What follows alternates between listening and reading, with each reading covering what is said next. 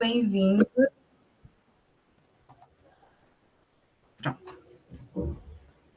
Sejam bem-vindos a mais uma aula do curso PVM.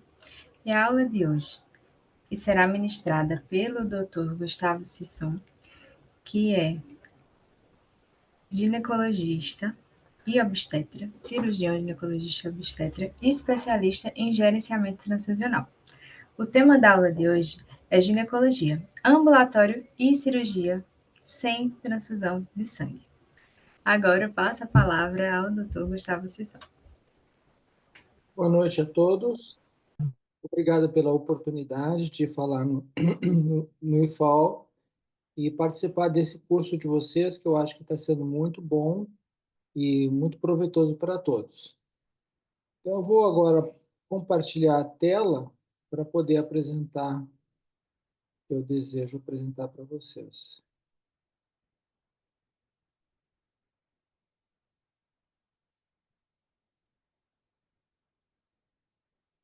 Onde foi parar a minha aula? Aqui.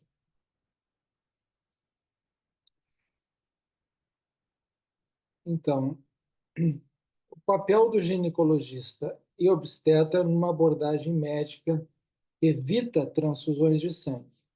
Eu chamo atenção para a palavra evita. Não é simplesmente economizar, é evitar. Então, e eu gosto muito de falar dessa maneira porque há 50 anos que opero e sou formado e nunca fiz uma transfusão de sangue em toda a minha vida. Então, o que é uma hemorragia? Uma hemorragia é a perda de fluido interno, de sangue, e que ela é definida pela sua gravidade, pelo volume de sangue que sai e pelo tempo que sai. Quanto mais tempo demorar para vocês corrigirem esse problema, menor serão as chances de sobrevivência de qualquer paciente que vocês estiverem manejando. Então, esse é um conceito básico. Não percam tempo. Vão atrás do sangramento e o corrijam. Agora, aonde está o sangue que vocês perdem numa hemorragia? Esse pequeno esquema aqui mostra onde é que está o sangue. Então, o volume de sangue não está nas artérias. O volume de sangue está nessas gráficozinhos que estão aqui, que são azuis, que são as veias. Então, as veias carregam a maior parte do volume do nosso sangue, embora as artérias sejam responsáveis pela pressão do mesmo. A maior parte da pressão se localiza nas artérias, e como vocês sabem, a veia tem muito menos pressão que a artéria. Isso proporciona que os tecidos sejam diferentes no que diz respeito à acumulação de volume. Então, o sangue, ele se localiza, o maior volume de sangue estando nas veias está em órgãos que tem um tipo de capilar chamado de capilar sinusoide.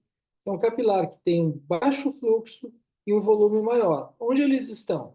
Eles estão nos pulmões, no fígado e no baço. Então, esses são os órgãos que têm a reserva de volume sanguíneo, bem como a reserva de volume eritrocitário também. Nós não temos duas circulações, nós temos 4 circulações. Uma circulação chamada de grande circulação, que vai por toda a economia orgânica, e uma pequena circulação que interessa o pulmão e o coração, mas nós temos uma circulação funcional de muito maior importância, que é a macrocirculação e a microcirculação. Elas são muito diferentes uma da outra. Então, elas basicamente têm o mesmo volume de sangue dentro delas, somando uma e outra. Mas a macrocirculação se fala de vasos que têm mais de 250 micra, e a microcirculação de vasos que têm menos que isso. O hematócrito da macrocirculação é 40%, conforme podem ver aqui. E o hematócrito da microcirculação, pasmem, é de 10 a 20%. Interessante que esse hematócrito não varia muito numa hemorragia severa. Ele permanece nesses valores E a macrocirculação contém plasma e uma mistura de produtos.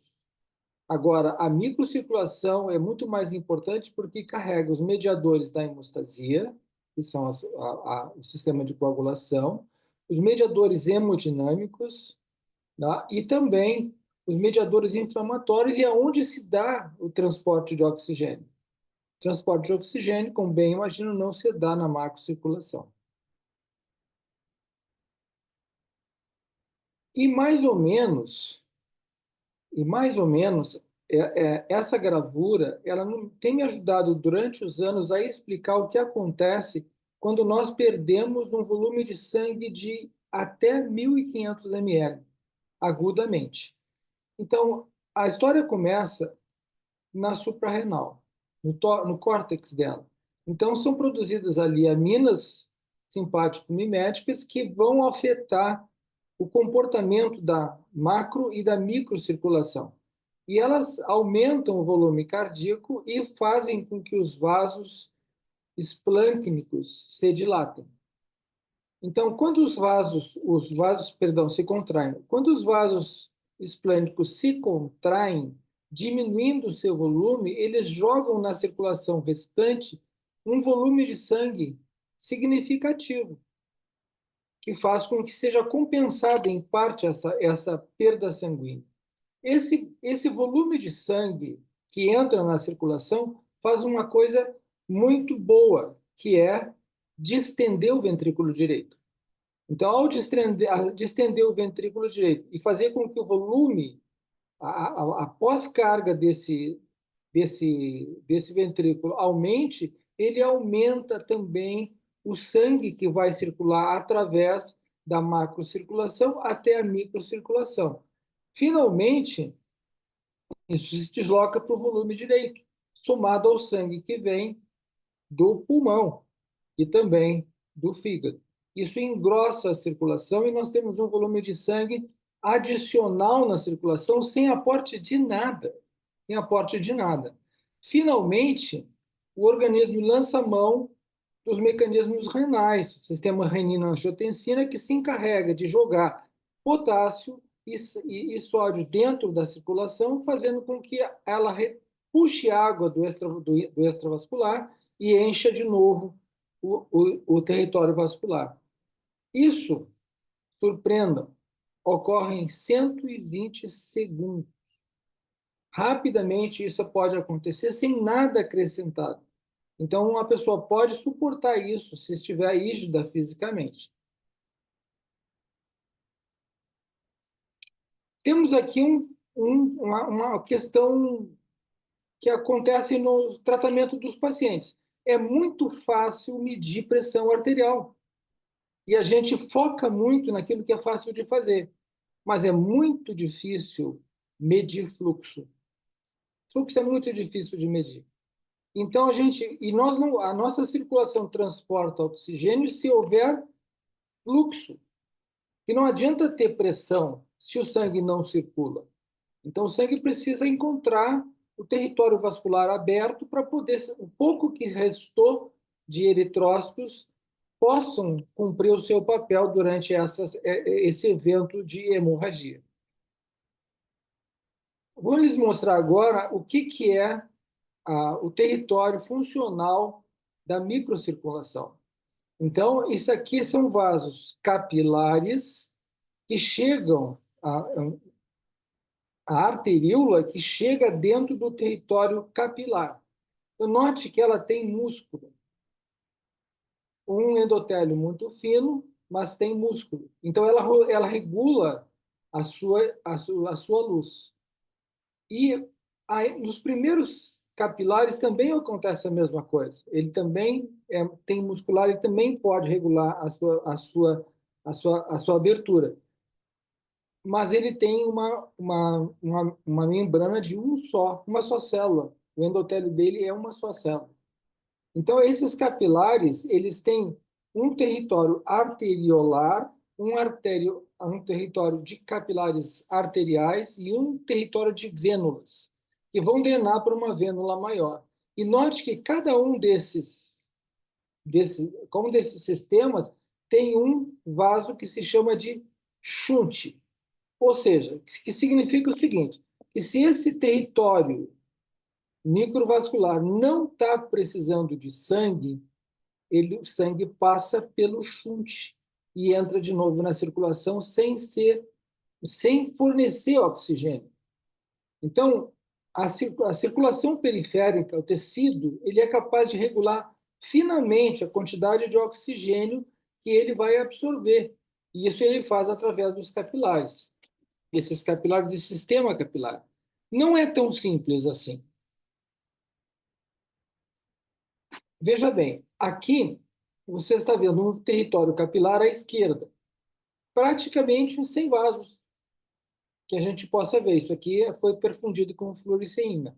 Então, quando nós temos uma situação de hipóxia, que pode acontecer por muitos motivos, inclusive por hemorragia, olha o que acontece com o capilar. Ele se abre e se enche de sangue. Então, esse território, como o hematócrito ele é costumeiramente mais baixo, ele não sente tanto as mudanças de hematócrito e hemoglobina que acontecem na macrocirculação. E ele é capaz de fazer um recrutamento capilar assim, dessa maneira.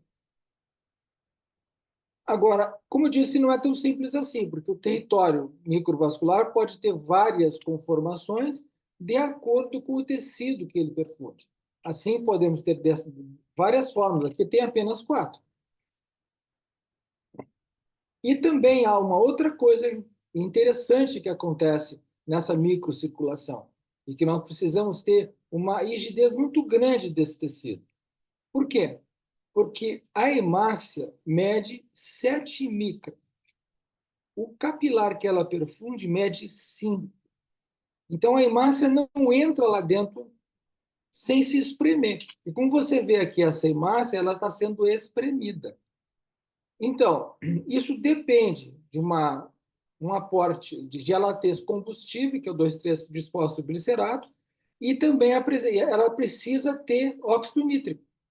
O óxido nítrico é um gás, o nosso vasodilatador natural, é o que está dentro do nosso sistema. Então, o óxido nítrico é produzido pela membrana do endotélio e armazenado dentro da hemácia. Então, quando a hemácia encontra um território fechado e ela precisa passar por ali, ela tem uma bomba de ácido nítrico que libera o ácido nítrico na circulação e dilata o vaso.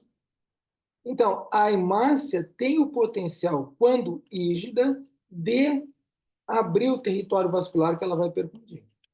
E algumas coisas que acontecem na anemia, o efeito da anemia no pulmão. Quando tem menos hemácias, sobra óxido nítrico, porque não tem hemácia para captar o óxido nítrico. Então, isso recruta mais capilares. O mesmo acontece na circulação, na microcirculação. Menos hemácias, o óxido nítrico fica mais presente fora da hemácia e acontece a vasodilatação tão necessária para que o sistema seja perfundido.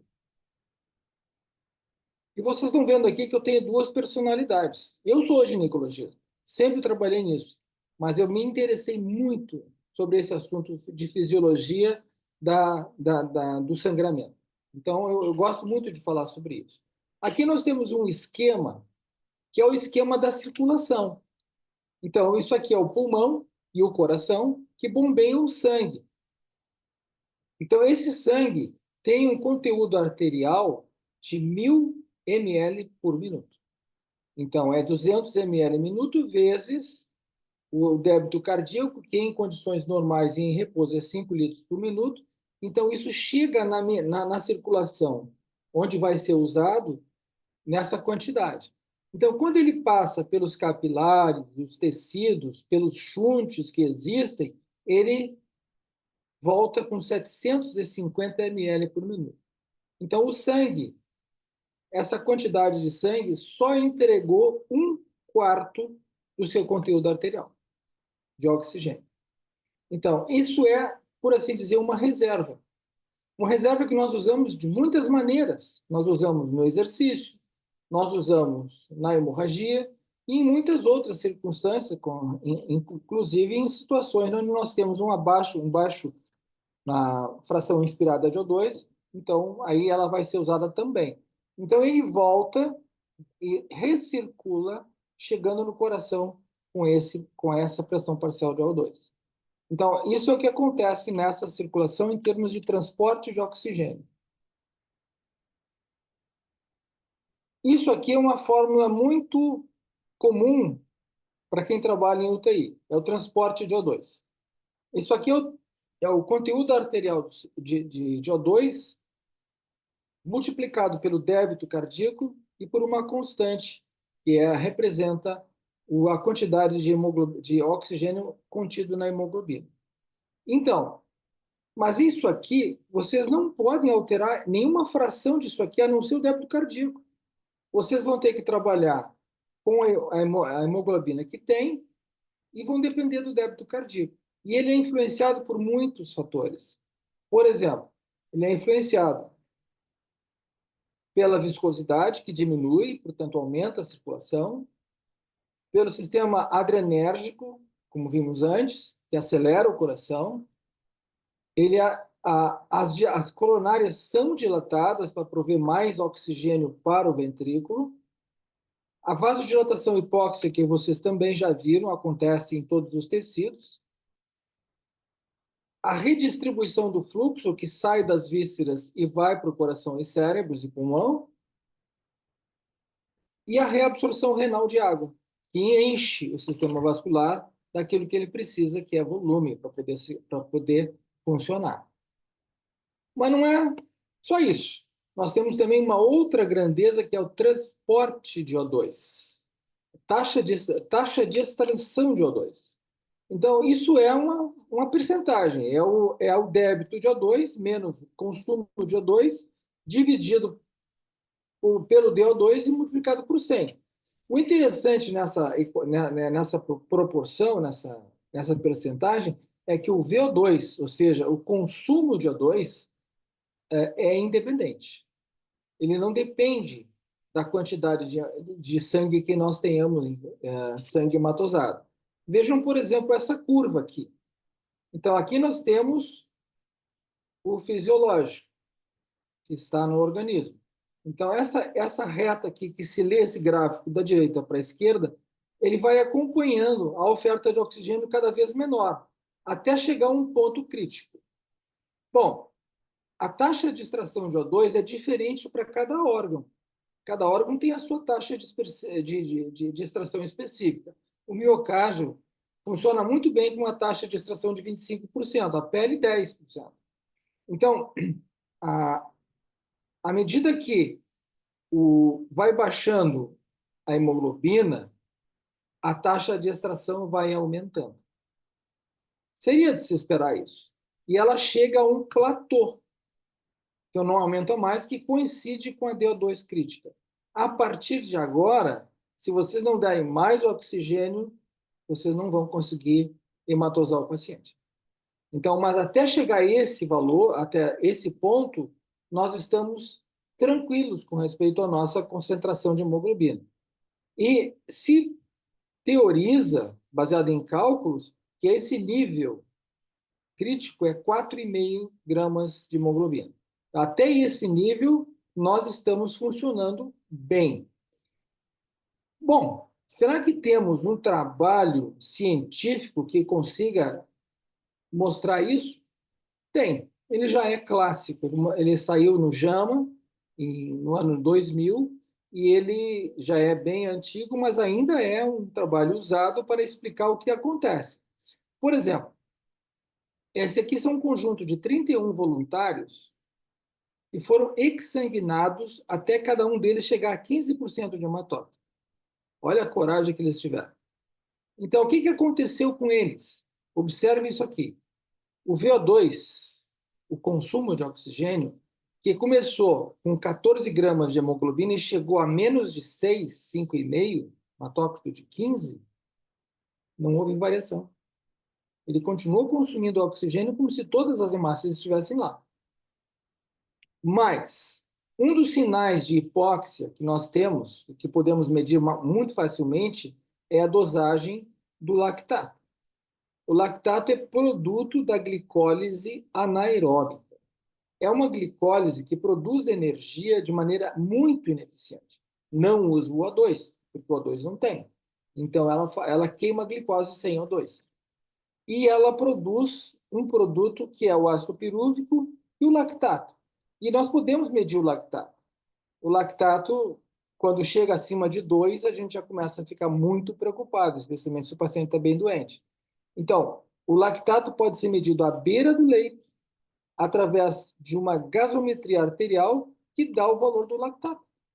Ele dá o valor do lactato arterial, mas dá o valor do lactato para nós. E nós podemos saber se ele está consumindo oxigênio ou está usando glicose como combustível. Ele não deve usar glicose como combustível. Então, isso define que nós podemos viver um hemograma muito mais baixo em termos de dosagem de hemoglobina. Fizeram experiências em animais, em babuínos, deixaram babuínos sem anestesia a 6% a 6 gramas a 6% de hematócrito, e os animaizinhos aguentaram um bom tempo. Então, agora eu vou usar o meu alter ego, que agora eu vou virar ginecologista. Então, nós conhecemos bem as mulheres, e as mulheres são pessoas que sangram todos os meses, durante todo o menarca. E as características da normalidade do ciclo menstrual, que nós não queremos que aumente, porque não queremos vê-las anêmicas, nem hipovolêmicas, é uma duração de fluxo de 3 a 7 dias e um volume de sangramento de 30 a 80 ml, e o tamanho do ciclo não deve ser maior que 35 dias. Isso é a normalidade. Na grávida, a grávida deve perder num parto entre 500 e 800 ml de sangue de uma só vez.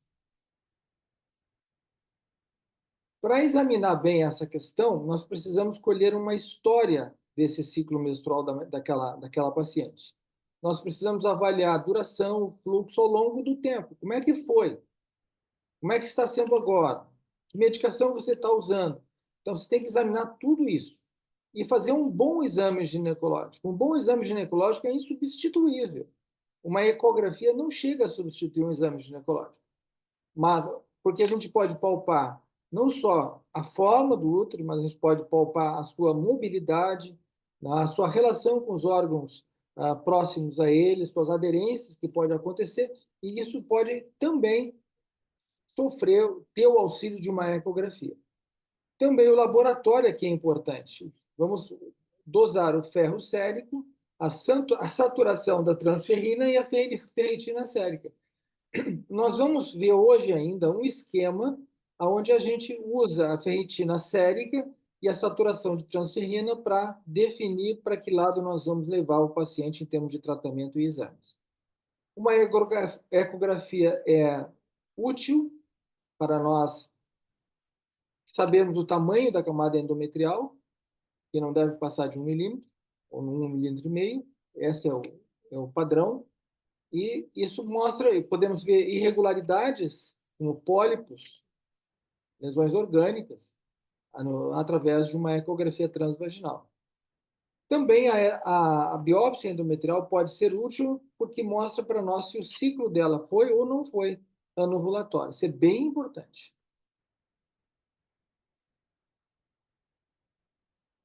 Aqui. Isso aqui é um esquema que eu pesquisei sobre sangramento uterino disfuncional.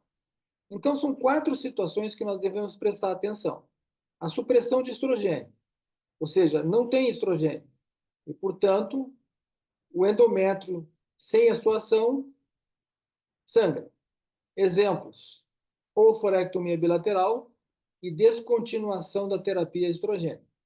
Vocês sabem que se vocês esquecerem alguns dias de tomar anticoncepcional, vocês vão ter um sangramento. Isso é normal. Excesso de estrogênio. A presença contínua e prolongada de estrogênio causa um estímulo persistente sobre o endométrio, causando o seu excessivo espessamento e sangramento. Exemplo: anovulação crônica, terapia estrogênica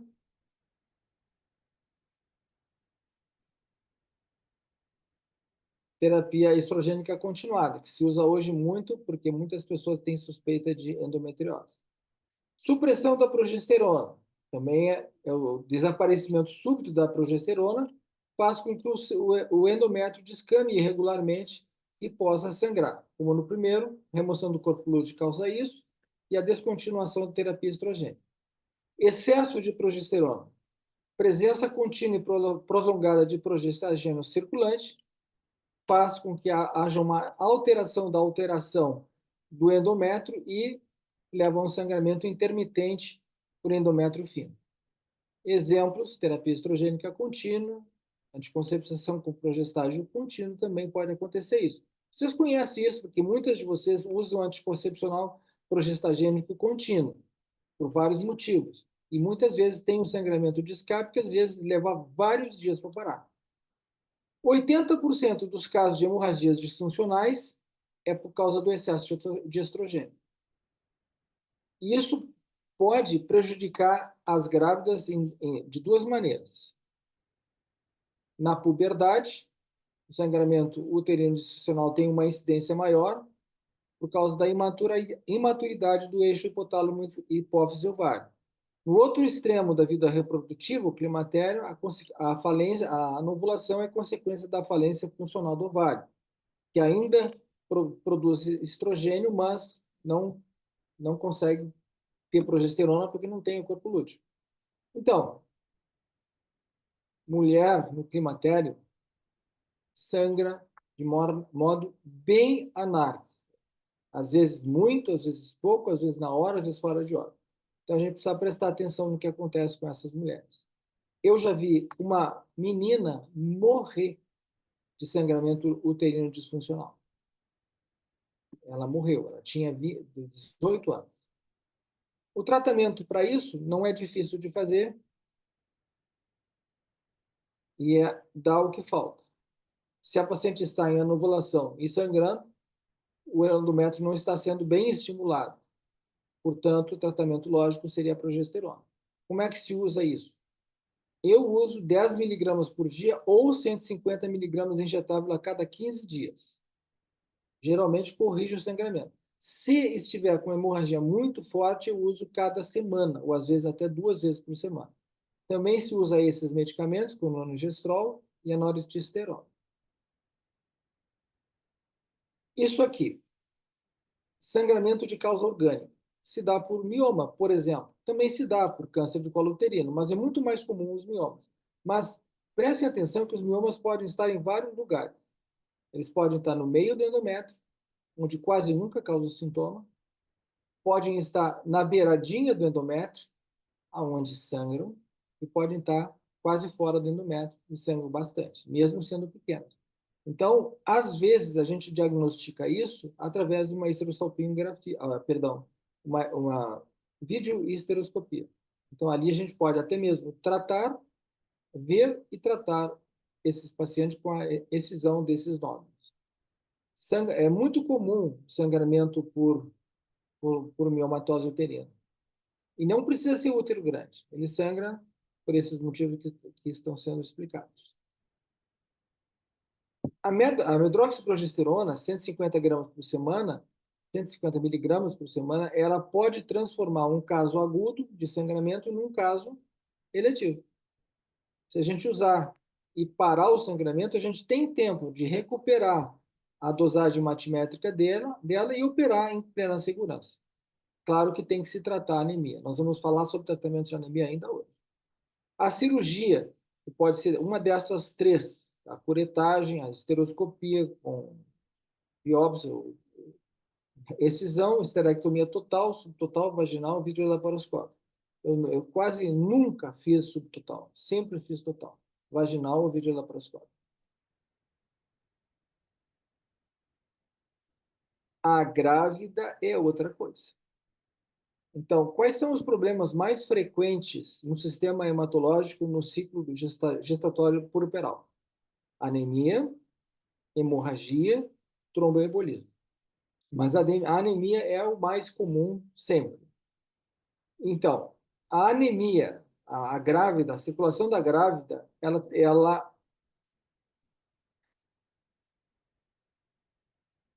a circulação da grávida tem um aumento do consumo de O2.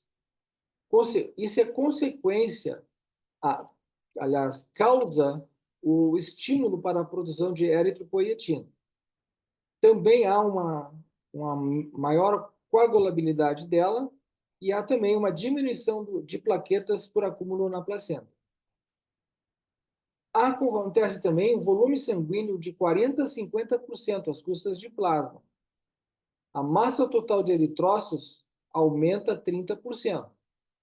E o débito cardíaco delas praticamente dobra. E também tem uma diminuição da viscosidade sanguínea.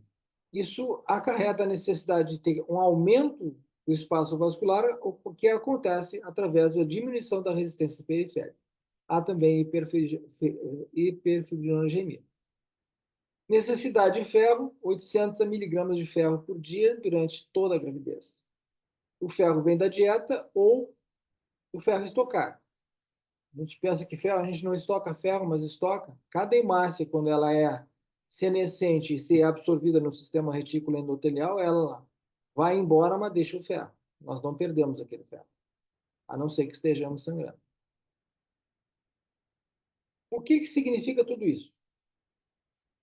Esse aumento da eritropoetina acontece no pós-parto também.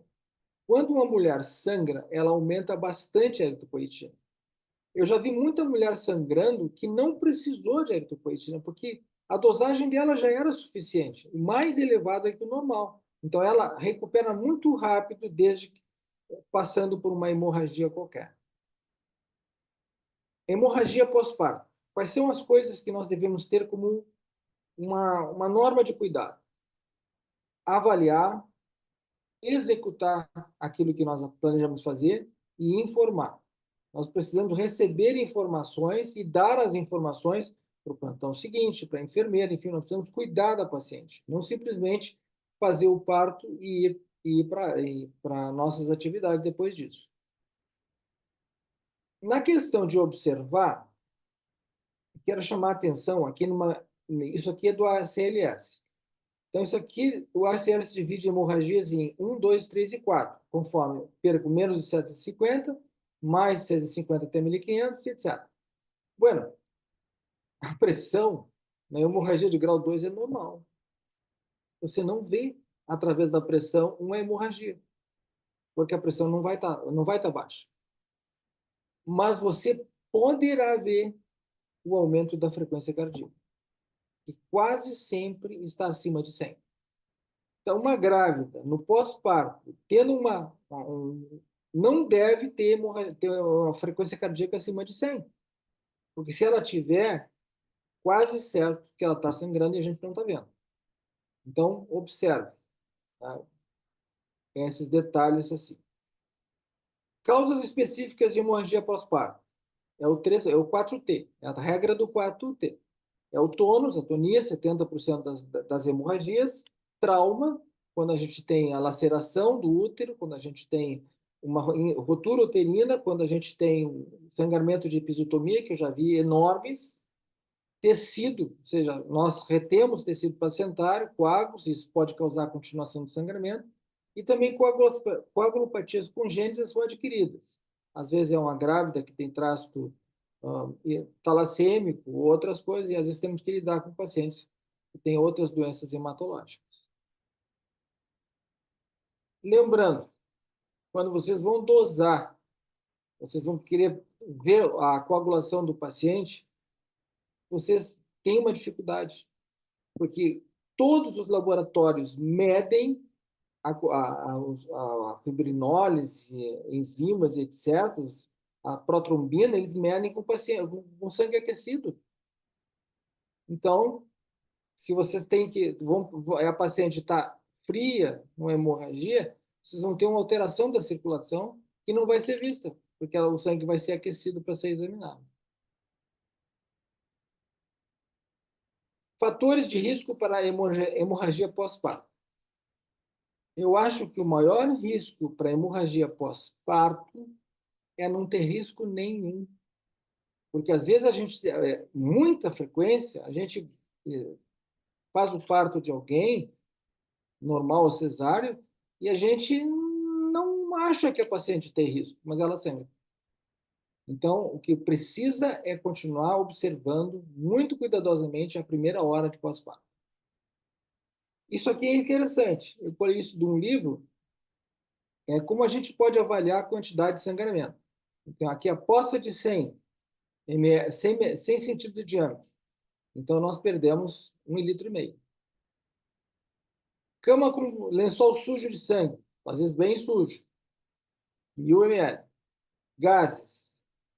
Quando a gente tem aqui as gases, a gente tem as gases desse jeito, 25 ml, um pouco mais, 50, 75, quando ela está pingando, 100 ml. É uma maneira rústica de a gente saber com o que a gente está lidando. O que a gente dá para uma grávida ou uma mulher que está sangrando agudamente? O que nós usamos lá é cristalóide aquecido. Solução de cloreto de sódio ou ringrelactato. Então, é sempre bom a gente ter isso à mão, para usar no pós-parto. As outras soluções cristalóides não têm efeito de ressuscitante. Evitar o retorno do sangramento por evitar uma reposição muito violenta. Vocês às vezes se assustam com o sangramento e começam a botar muito líquido. O que vocês vão conseguir com isso? Mais sangramento, porque ela retorna ao nível pressórico muito rapidamente. E, claro, isso aqui é absolutamente fundamental. Tem que achar um jeito de parar de sangrar, seja operando ou seja usando medicações para isso. Hoje eu li acerca do AstraZeneca e não funciona bem grave. Interessante, né? Um trabalho foi publicado muito recentemente sobre esse assunto. Vantagens da solução e desvantagens da solução salina normal. Ela preserva a osmolaridade do plasma, é barata e, infelizmente, produz acidose. O lactato, isso é compensado, tá? E ele também é combustível e pode ajudar alguns tecidos. Metas. Então, a nossa meta é diurese, 1 ml por minuto. Manter a pressão arterial média em torno de 8 e vigiar a frequência cardíaca dela. Isso são as metas que a gente tem. E o controle laboratorial que a gente deve fazer.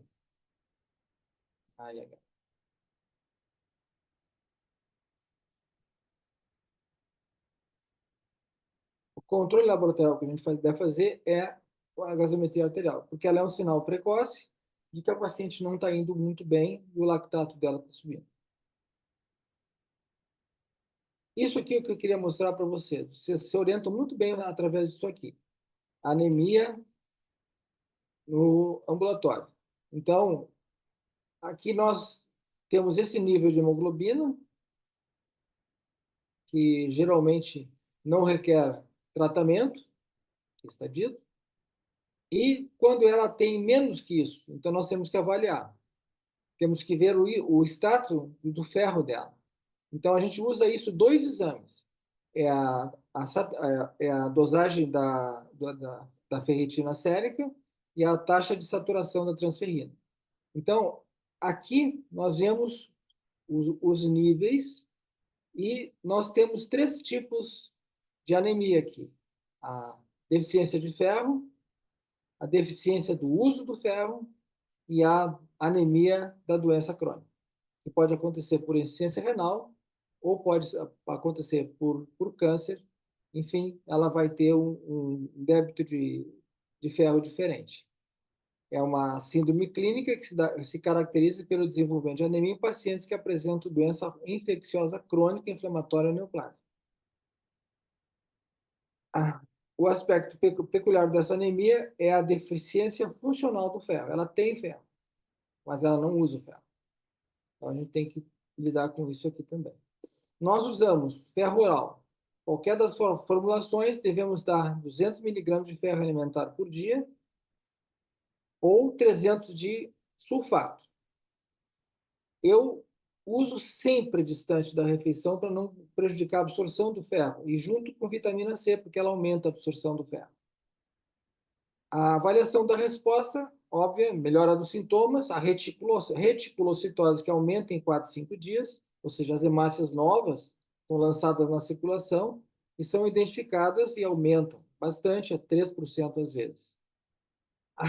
Esse detalhe bem importante que eu aprendi na minha vida, que a reposição de ferro dura 6 meses após normalizar o hemograma. É muito comum a gente tratar uma mulher anêmica, com anemia crônica, e chegou na hemoglobina de 13 e a gente para de dar ferro para ela. E ela cai a hemoglobina dela. Então ela precisa ter um tratamento que dure 6 meses depois da cura hematológica da anemia dela. Se usa piridoxina, ascórbico, com essas indicações, vitamina B12, folatos e eritropoetina. Se usa 600 kg por semana em anemias muito graves, pode-se usar menos em anemias menos graves. Eu gosto muito da dose semanal, eu uso mais isso, só quando eu não consigo 40.000 unidades é que eu fraciono as que tem. Mas normalmente eu uso isso. O paciente com câncer não é afetado pelo uso de eritropoetina. Na insuficiência renal crônica, não é que ela precise, ela tenha que ter dose mais baixa, é que ela precisa de menos dose de eritropoetina. Isso aqui é só um esquema para mostrar para vocês, que é altamente significativo. A gente pode, usando a eritropoetina, ter resultados melhores na recuperação do hematócrito do que sem usar a eritropoetina. Só para mostrar que a recuperação intraoperatória de sangue que acontece, a anemia, a diluição normovolêmica, que se faz agudamente antes da cirurgia, e esse lema que devemos guardar para nós, para mudar a nossa maneira de agir. Fazer a mesma coisa sempre e esperar diferentes resultados é uma insanidade. Mudem, não usem sangue, não precisa. Na maior parte dos casos, não chega a ser um problema. Então, já se viu casos publicados de pacientes com hemoglobinas de 2 ou até menos que sobreviveram. Claro, os cuidados foram intensos, mas sobreviveram. Muitas, com anemias muito menores, tomaram transfusão e morreram. Então, mudem, façam diferente. Obrigado pela atenção. Fico à disposição para alguma pergunta de vocês. Doutor, muito obrigada pela aula excelente. Com certeza foi muito enriquecedora. Aprendemos bastante com o senhor esta noite. E sim, já temos algumas perguntas aqui no chat. Vou começar lendo a pergunta da Lívia, que diz o seguinte: os capilares podem sofrer lesões com anemia grave por miomas persistentes por mais de um ano? Lesão de capilar. A mera hipóxia causa a lesão do capilar. O capilar perde o endotélio e ele se transforma num tubo permeável. Então, o sangue vai para o interstício, sai do vaso e não volta mais. Então, é muito ruim quando acontece lesão capilar. Então, é um sinal, uma sinalização que acontece na hipóxia, na infecção, a septicemia, acontece isso. Também acontece nas grávidas que sangram muito depois do parto, e a gente tem que evitar isso, basicamente por manter o volume. A pergunta da Vitória Emanuele foi com relação à relação do anticoncepcional e com miomas. Perguntou se existe essa relação com miomas em mama e em útero relacionados ao anticoncepcional. Nunca vi essa relação. O mioma é uma doença que acontece nas mulheres e maior parte das vezes não é percebida. Se vocês forem num serviço de IML, de medicina legal, e forem fazer autópsia de cadáveres, vão encontrar mulheres que nunca se queixaram que têm mioma. Assim como coisa assim que uma mulher solteira que nunca usou anticoncepcional eu vi ela com um mioma que era uma gravidez de 10 meses, tão grande que é. Absurdo. Agora a pergunta do Ricardo. Como saber quando é preciso ou não de eritropoetina? Quando é preciso, quando há anemia da doença crônica. Então, a anemia da doença crônica é, na minha opinião, o melhor uso da eritropoetina. Quando, por exemplo, é o câncer sob quimioterapia, muitas vezes a leucemia sob quimioterapia tem essa anemia da doença crônica e ela responde à eritropoetina, é a melhor indicação e a boa notícia é que é dose dependente. Quanto mais você dá, melhor resultado você tem.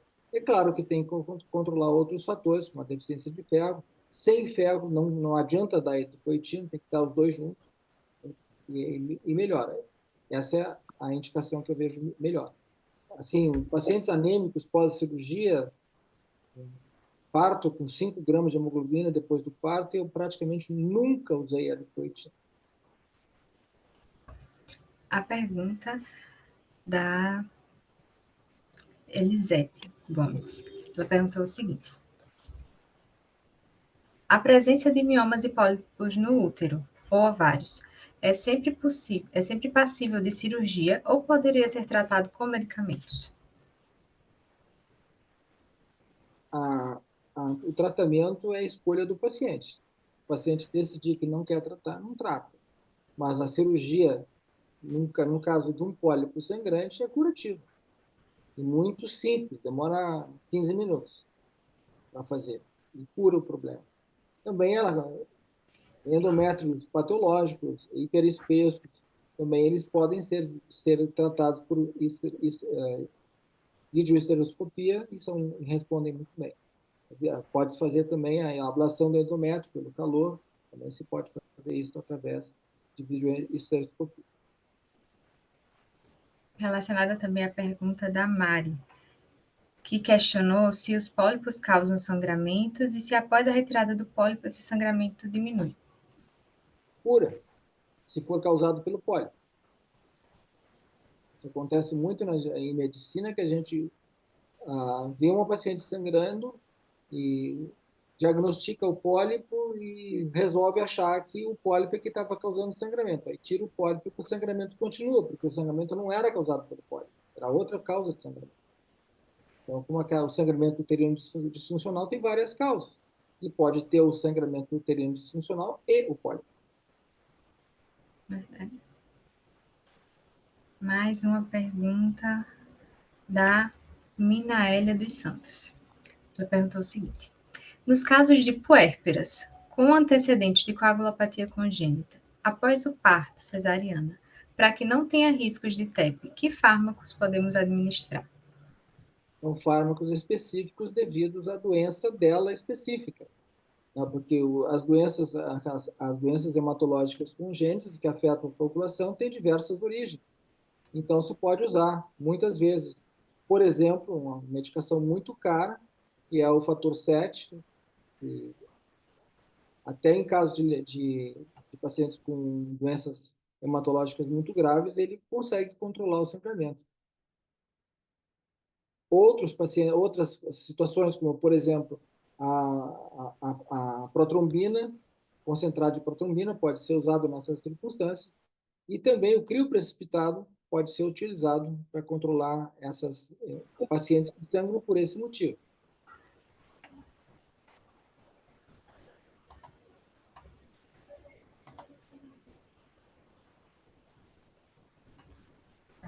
Travou para mim. Estão conseguindo me ouvir? Sim. Sim. Pronto. A pergunta do Josimar. As mulheres podem ganhar peso devido a miomas? Eu não entendi bem a pergunta. Ele perguntou se as mulheres podem ganhar peso devido a miomas. Tem que ser um mioma de 14 quilos. Ela vai ganhar peso por causa disso. Mas não é peso. Simplesmente o tecido que está ali sai os 14 quilos junto. Eu já vi um mioma para tirar de dentro da barriga daquela pessoa, teve que 2 médicos segurar, senão ele ia se autoextrair pelo peso. Tão grande que era. Claro que essa mulher virou um esqueleto depois disso. Então, o mioma sugava toda a proteína dela, né, para crescer. E foi interessante, porque quando o médico, o marido ficou sabendo que ela tinha uma doença tão grave assim, que deixou ela tão esquelética, pensou que ela tinha câncer e se separou dela. Que triste. Depois disso, eu vi ela, algum tempo depois da cirurgia, eu não reconheci o marido dela porque era outro. E ela era uma mulher de tirar o comércio, deixar o comércio. Interessante. Temos mais algumas perguntas, o chat está bem animado. A Lívia perguntou: Doutor Gustavo, uma gestante que já tem histórico de mioma corre risco de parto prematuro ou sangramento durante a gestação? Corre o risco, sim. Ela devia saber que tem o problema antes e poderia tratá-lo antes. E a Vitória perguntou se o sangramento de escape devido ao uso de anticoncepcionais poderia vir a tornar-se uma hemorragia. Nunca vi acontecer. Teoricamente, sim, mas nunca vi acontecer. É sempre um sangramento que às vezes incomoda bastante, leva a uma anemia leve, mas ele é curado quando a gente troca o anticoncepcional ou simplesmente o suspende. Certo. Ruth Félix perguntou: que exames faremos para saber os níveis de eritropoetina? Pode-se pedir a de eritropoetina sérica, o laboratório faz. Excelente.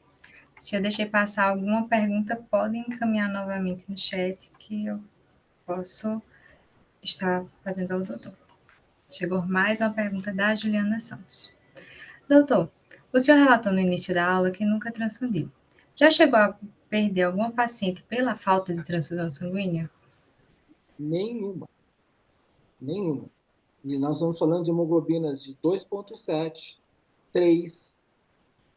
Nunca nenhum paciente morreu. Todas se recuperaram. Uma vez eu fiquei muito medroso de uma paciente que ela era uma paciente que era portadora de uma colagenose, e ela teve um parto prematuro que não evoluiu, que acabou em cesárea, e ela sangrou profusamente na cesárea e no pós-parto. Então, ela se negou a receber transfusão de sangue e chegou a hemoglobina de 3. Então, eu, medroso, vamos pedir a avaliação de um hematologista. O hematologista entrou no quarto dela, dizendo que ela precisava urgentemente ser transfundida. Ela se levantou da cama, expulsou ele do quarto aos gritos e continuou a dar uma mão ao seu paciente, com essa hemoglobina.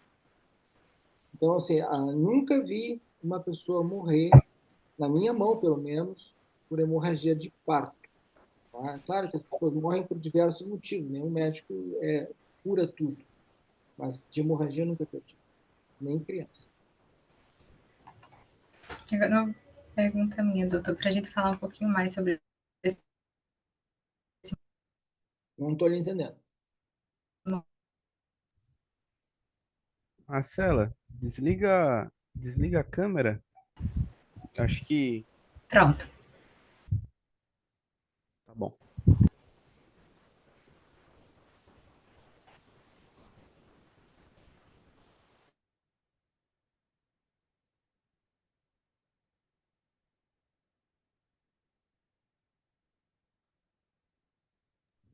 A gente tá sem conseguir lhe ouvir, Marcela.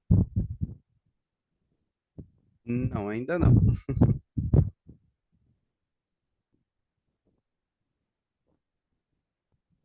Tenta entrar novamente.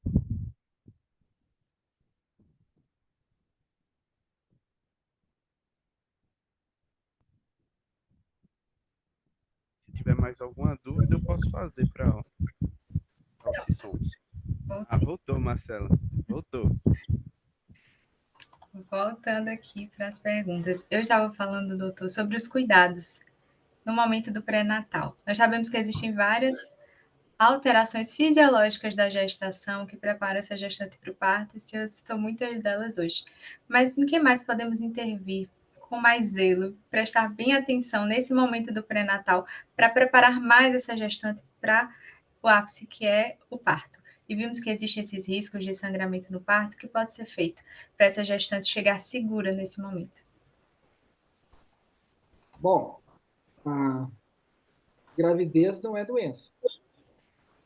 Não é? Se fosse doença, nós tínhamos 2 habitantes nesse planeta. Então, a mulher grávida, ela deve diminuir suas atividades, mas ela não deve parar suas atividades. Então, a mulher que se exercita deve continuar se exercitando. A mulher não deve comer segundo a fome que ela tem. Ela deve selecionar os alimentos e ingerir aquilo que é bom para ela. Fazer uma dieta rica em proteínas, rica em fibras, pobre em carboidratos, e deve continuar a fazer os exercícios dela. Uma mulher que trabalha deve diminuir as suas atividades em torno de 30%. Deve dormir mais cedo, mas deve ter atividade. Se ela está acostumada a fazer, continua fazendo. Isso vai ajudar ela. Até mesmo porque o tromboembolismo, como vocês viram, pode ser uma complicação da gravidez, e o exercício e a atividade física contornam esse problema. Excelente, doutor Gustavo. Muito obrigada por compartilhar tanto da sua experiência conosco. Ainda temos mais algumas perguntinhas aqui no chat. Agora a pergunta da Elisete. Disse o seguinte: é possível que os miomas e pólipos diminuam sem precisar de tratamento por conta da idade? Mais de 50 anos, por exemplo, por causa da diminuição da produção de hormônios? Eu tenho observado que os pólipos podem diminuir. Podem diminuir. Nunca vão desaparecer, mas podem diminuir. Isso é algo que a gente não controla bem. Eu já vi um mioma crescer em cerca de 30 dias o dobro do tamanho dele. Mas também já vi mulheres que eu indiquei cirurgia, que não quiseram ser operadas, e depois eu vi que ela tinha diminuído bastante o mioma dela e ela não sangrava mais. Então, é uma questão assim da gente ter um bom médico cuidadoso, que olhe, seja amigo delas e oriente. Então, a mulher com mioma não precisa fazer ecografia de 6 em 6 meses, mas todo ano. É suficiente. Se aumentar muito, mioma é assim. A gente opera mioma por 2 motivos. Ou porque ele sangra, ou porque ele é muito grande. Enquanto não chegar nessas duas coisas, se a mulher não quiser operar, deixa assim. Excelente, doutor. E temos mais algumas perguntas aqui no chat.